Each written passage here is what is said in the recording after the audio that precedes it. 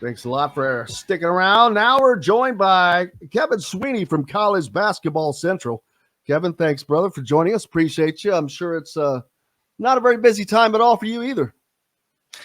Well, we got the portal, but it is nice to not be working from morning till midnight. So appreciate you having me on. Oh, absolutely. Appreciate having you. And this is a busy time. It's kind of weird too, though, because during the portal, the official visits are open, they're closed, what you can do, what you can't do. I think that they're back open today for 3 days. Indiana, of course, they had Khalil Ware in for a visit last week. Immediately, he was supposed to leave and go to a visit to Alabama after that, of which that was canceled. Of course, Indiana fans just immediately started lighting off fireworks and all that stuff. But an announcement for him is expected tomorrow of where he is going to go. And we were talking off air a little bit. I'm like, hey, I thought it might come a little bit sooner. I said, and you would think, common sense would lead you to think that it's just Indiana. But in this day and age, anybody can come in, write a big old fat check, and bam, they're gone. Yeah, you can never totally count your chickens. I think it's funny because I've talked to coaches who kids have committed to them on their visit, but they are still kind of waiting with bated breath until that tweet goes out that says they're committed, right? Like there's nothing official until something is truly official. And so, I'm sure it won't be smooth sailing ahead until Khalil officially puts his name out there that he's going to be Hoosier. But I think it's reasonable to expect that announcement tomorrow will be good news for Indiana. And that means that's huge because for a couple of reasons. Obviously, for landing a player of his elite level, of his style, because it's different than anything that Indiana's had for quite some time. A guy that's that big, he's pretty athletic for that size as well. So it's Mike Woodson has said he doesn't know what the offense is going to look like next year. Obviously, well, now you've added a 7-footer. So that changes things for him. The last 2 years, he was forced to kind of run his offense through Trace Jackson Davis, which he has said that he's never done that in his career. But now when you're picking up another big guy along with Malik Renew already in the fold, you've added Peyton Sparks from the portal as well. So the front court is decidedly set. How they're going to run that, we don't know. Indiana now waiting for a couple things. The waiver approval for Xavier Johnson, which I would be shocked. I would be personally shocked if that doesn't go through. It was, I think he played whatever the minutes that he played in the first half of that Kansas game were the minutes that he was over officially for what you're supposed to do. As bad as the NCAA has been in the past on decisions, I don't see that. I don't see him not coming back personally. Yeah, I mean, there hasn't been a lot of precedent here. There's one scenario I can think of, and that was that a kid who had walked on at Louisville, I think his name was Tyler Sharp. He played one game as a walk-on and then wanted that year back when he transferred to Northern Kentucky and became a starter. And the NCAA did not give him that year back. So I am generally kind of I generally pause and say, anytime you go over the eligibility requirements by any amount, whether it's one game with a regular redshirt, 10 games for an injury redshirt, you get a little concerned that things are not going to go your way. So I think it could go either way with Xavier Johnson. But again, it would feel very technicality to keep him out, right? If he wants to be in college basketball, it's 20 minutes, maybe it's 15, right? Let him play. If he wants to play, why are we running kids who want to be in college basketball out of college basketball? To me, that doesn't make any sense. So hopefully he's there. And if he's not, I think that's a difficult situation though for Indiana to be in, because obviously he's a very important part of the team. And how do you recruit when you say, hey, we might have this spot available? We kind of want you to wait and see because we don't know. So if you're Indiana, the biggest thing you just want is clarity, right? It would stink if you don't have Xavier Johnson, but I'd rather know today that I don't have him than wait 2 months to find out that I do in some ways, because I want to know what I need to do with the spots I have left to build this roster to compete in the Big Ten next year. Oh, absolutely, because Xavier Johnson is not only a key piece, he's more than a key piece. He's the point guard, he's the leader, he's the veteran, he's the everything for this team. When you want to talk about it, I mean, yeah, there's guys like Trey Galloway that's on it, but it doesn't matter. Xavier Johnson is, for what they have now, the roster that's coming back. He is the heartbeat of that team, and they have to have him. If they learn that they don't get him, it's probably going to be after the portal has closed anyway. So now then you're screwed in that regard. In addition to that, Yeah, 100%. And I do wonder how they will recruit, because again, it's easy to say, oh, we'll recruit a point guard in case, but what kid is signing up for the potential to be there but not start, like come off the bench? Maybe there's someone out there who will want that, but they're probably not going to be a top transfer. and And they do maybe have if you Gabe get Cups coming in as a right, freshman, that will help. Right, that but will help. he's a But if freshman. right, and if you have this, reloaded front court with talented guys up front, the last thing you want is like, all right, we're going to roll the dice out with a freshman running the point. So ideally, what you would do would be to add maybe a combo guard who could play next to Xavier Johnson if he needed to, who could play alone in the backcourt, who could play with Galloway, could play with some of these guys. That to me would be the best case scenario. But obviously, like, there's no guarantees, and we'll see where they go next. I think the priority was bolstering the front court, and if they can land where, they'll certainly have done that. Absolutely. And speaking of that, players like Dalton Connect from Northern Colorado, one of those exact type wing players that Indiana has to have. Athletic, can score from the outside, can get to the rim, can play defense, can probably, I don't know, I wouldn't say can play the two, but they just have to have those wings that are almost interchangeable from a 2-3 hybrid, but you're 6'6", 6'7", where you can play defense, you can defend enough, you can rebound some, but you have to be athletic, but more importantly, shoot the damn ball. Indiana has just been awful at shooting from distance.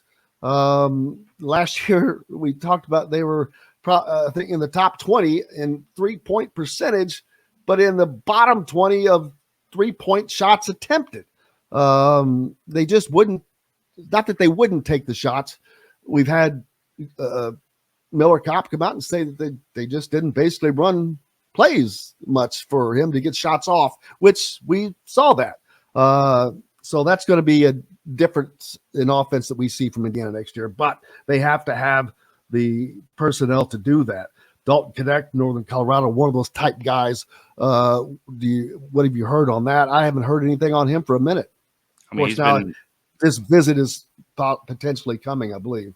Yeah, he's been recruited by pretty much everyone because, as you said, it's not just Indiana that could use 6'7" guys who are prolific 3-point shooters and also, veterans, right? Like, that's the thing. Like, a kid like Dalton Knecht is never going to hurt your team, right? Like, you're going to get him. Yeah, he has his issues defensively. Like, he's not the most explosive athlete, whatever. But, like, that dude can flat out shoot it, and he's going to play in a team construct. He's going to help you offensively. So there's a surprise that, everyone in the country is interested. So I haven't heard necessarily like a cut down to the point where we know, okay, here's the 3 schools that are in the mix. But those are the types of guys that certainly make sense for Indiana to go after, just because, especially with Copley, that you need someone who can go out and shoot the basketball on the wing and just be solid.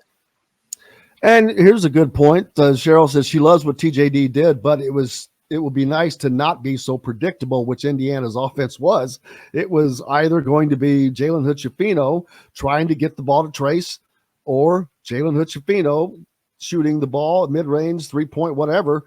That was pretty much the Indiana offense last year. It was anything else was just ancillary, just accidental, I believe. So they didn't really have an offense per se. I mean, it was predictable. Yeah, I think defense has kind of leaned into that, right? Like, I think defenses felt like if Race Thompson or Miller Kopp or Galloway or one of these other guys on the floor beat you, you'd live with that because Hood-Schifino was so good and Trace was unbelievable. So I do think Indiana will miss having the post passing ability that Trace had. Obviously, like that is an incredible weapon, and he was really good in those spots. And I don't think Renew will be there yet. I think that's something. But he didn't really get to that, I don't think, until the end of the season, to right. midway to the end of the season. Sure. Yeah. And his confidence built there 100%. But I do think that they will miss some of those options when they get doubled in the post. But I'm also not sure if you recruit right, you won't get doubled in the post because you won't be able to. Right. I think teams felt like they could double Trace as much as they wanted. I don't know because Indiana did not have the guys that scared them from the outside. 100%. And that's the thing. They're Chris Ludlam, another guy from Harvard, the name that's been out there.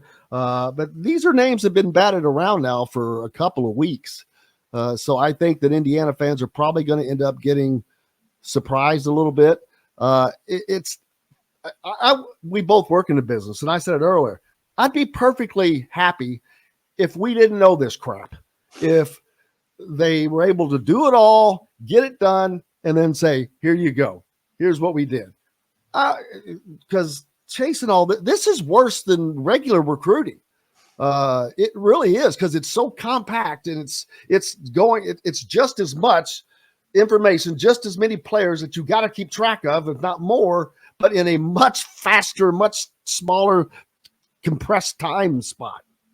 And I think the other thing that makes it challenging is when you're covering a team, right, you can get like the player's perspective and the team's perspective. And when you're covering free agency and pro sports, you can usually you will get sourced info from inside the teams. Like 85% of the information that's out there in recruiting is information from players. And I have been texted probably 3 times in the last week by coaches saying like, what just got tweeted out by a recruiting reporter, and a very good one, is no longer accurate because we stopped recruiting a kid or we canceled his visit, we did whatever.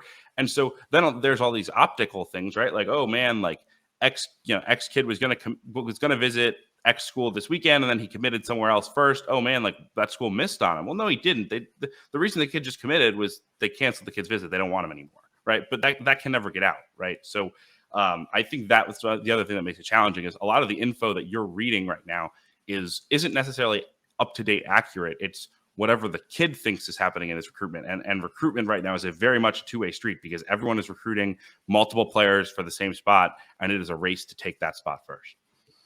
And we mentioned Necht is one of the guys Indiana chasing. Also, we have to remember Indiana's got guys on their bench that were recruited. CJ Gunn, one of those guys who was a great shooter in high school that just needs to mature physically and every other way. He got some minutes last year. Caleb Banks, when he was in, he was surprising. He played like his ass was on fire every time he was in the game. Whether he played 5 minutes, 6, 7 minutes, it didn't matter. He would usually have 5 rebounds or whatever, something matching those minutes. It was crazy. He was you could tell he wanted to be on the court. So there's a guy who I expect to see on the court in some way because he wants to play. And I think he can shoot the ball as well. He just has to get his confidence up at the Division I level. Yeah, 100%. And look, like 10 years ago, guys like that would be guys you'd bet on, right? You'd wake up on March 15th after the season ends or March 20th, and you'd say, look, like we've got this great young player. We recruited him. We loved him out of high school. He got some minutes as a freshman. We saw some promise. He's a guy we're going to peg for 20 plus minutes a game as a sophomore. And now there's no need to do that. Everyone just says, all right, we've got to backfill with the portal, even if it's, even if it's a low upside move, it's just, hey, like, we need someone we know can start. We need certainty, right? Teams go for certainty now more than they ever have because there's an unlimited number of transfers to go recruit. And so I do think sometimes we forget about the guys that like they were really good recruits for a reason. They were guys that had bright futures. They were never supposed to play a lot as a freshman. When they were on the floor, they didn't look like they didn't belong. So why can't we assume they can make that jump? And so I think there's a lot of like, okay, we're recruiting this transfer. He's going to start. But I think in reality, once everybody gets to campus in June, it doesn't matter where you recruited. Like it's time to go compete. And I think guys like CJ and guys like Caleb Banks have an opportunity to really compete for minutes this year. This is something that I have sternly believed, especially after watching this year's NCAA tournament. Philip says some of the best transfers are the under-recruited, unheralded, hungry players. And I agree. He has questions about where it didn't work out in Oregon. Well, it's not necessarily that it didn't work out. Sometimes people just leave for greener pastures. But I do agree with that. You look at, was it San Diego State had 0 top 100 recruits. Florida Atlantic had 0 top 100 recruits. This was not a 5-star exhibition, the Final Four.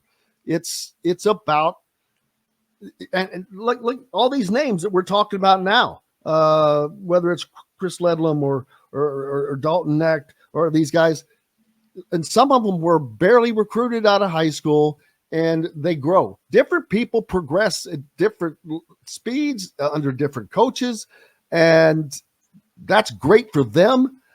A lot of people talk about this having a bearing on the high schoolers, and I'm like, there's still spots open someplace. It may not be where you wanted it to be, but you also are going to have an opportunity. If you go develop yourself, people are going to want you, and you'll be able to go. So I'm torn on the portal because I think it has done some really good things. It's done some good things for the players. It's been the great equalizer. But at the same time, I don't like the fact that it's just one every year you can do whatever.